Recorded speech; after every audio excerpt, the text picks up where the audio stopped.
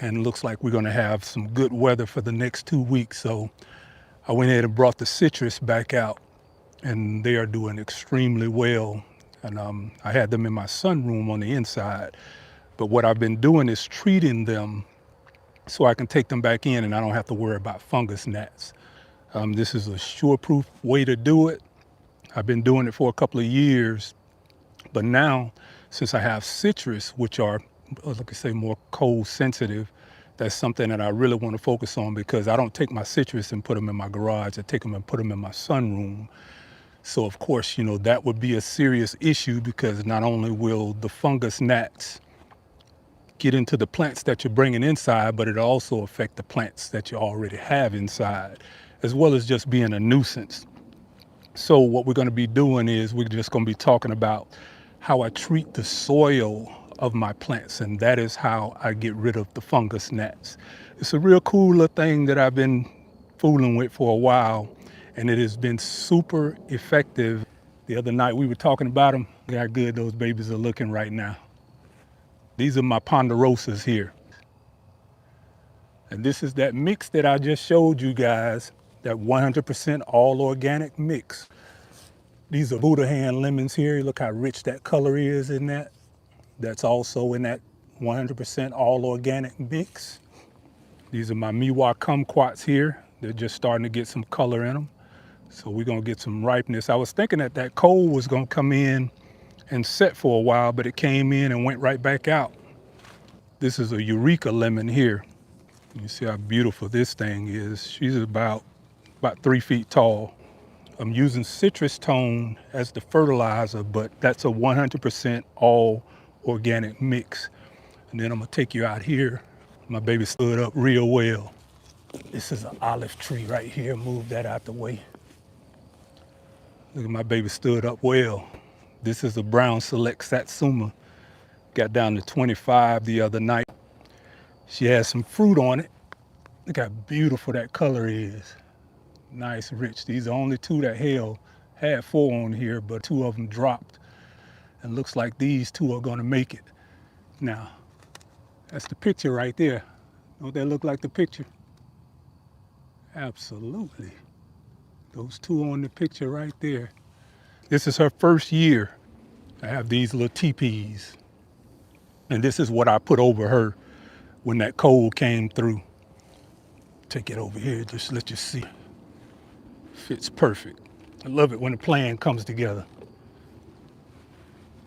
That's what I had over her when that cold came through. And there is the cover that was on it. I went ahead and took the cover off. I got several of those, probably about 10 of them. I had them on growingoutthebox.com, but I decided to use them for myself. Like I said, this is a brown select satsuma, Georgia, zone 8A. She is in the ground. This is her first year in the ground, so we're gonna take extra caution on her this year. The little TP tent that I used to go over that, and that worked out really well when we got down to 25. Now this brown select satsuma will get down to 10 degrees. I got it from Stan the Citrus Man up in South Carolina, and his trees have gone through 8 degrees before. So I know that this has good lineage in it. And like I said, I'm so proud of the fruit. I mean, the color is just coming in really nice. Look at how beautiful that is. If that's not orange, I don't know what it is. Brown Select Satsuma, and that's in the ground, Georgia Zone 8A. I'm gonna take you back over here, because all of these I'm gonna be carrying on the website. If you've already been to the website, you'll see coming soon on all of them. And we're gonna be going down to my supplier. We're gonna do a whole view of his nursery with all the citrus that he has over 500 citrus. For the past year, or I'm gonna say 14, 15 months, I've been really studying how to take care of this citrus. And within a year, I think I've done a pretty decent job of figuring this thing out. Y'all see this right here? If you wanna take your plants in, like your citrus and all, this is what I use on my citrus. This is the secret to it right here, mosquito dunks. I water my soil with mosquito dunks.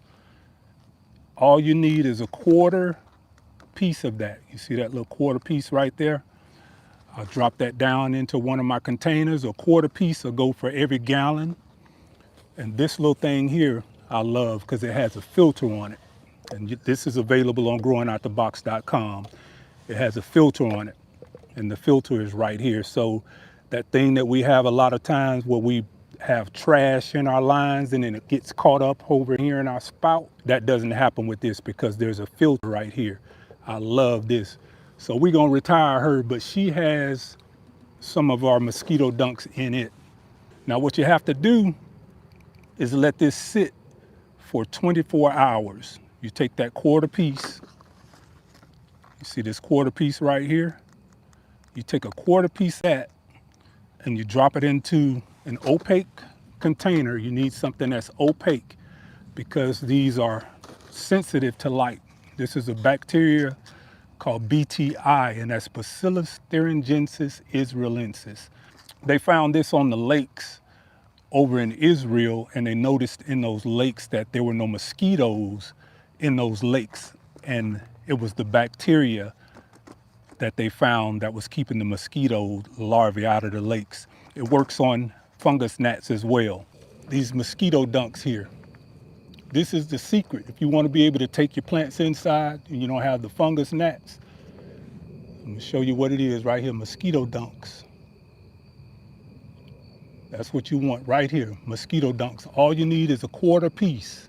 And you can see I got the two that I had down there. A quarter piece of that chunk goes into your gallon jug. And these here jugs here are available on growingoutthebox.com. You want something that's opaque because they do not like light. And then basically you just come over and you just water your soil with it. This is what I water my plants with before I get ready to take them inside. You don't have any fungus gnat issues. All the larvae.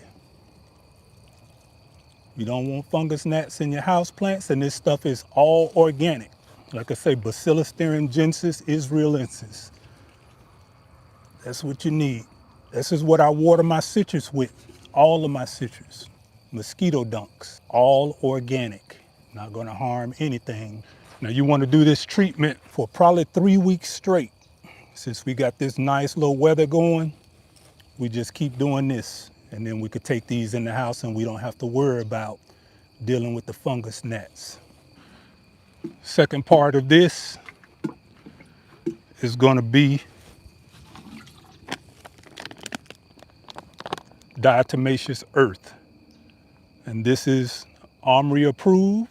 Before you take your plants in the house and you got them outside like I have them now, only thing you wanna do is sprinkle that diatomaceous earth over your topsoil, and that will keep any of the other fungus gnats from reinfesting your soil. When you get ready to take it in, every time you wash it down or you water it, you're gonna have to reapply the diatomaceous earth. But this is food grade diatomaceous earth.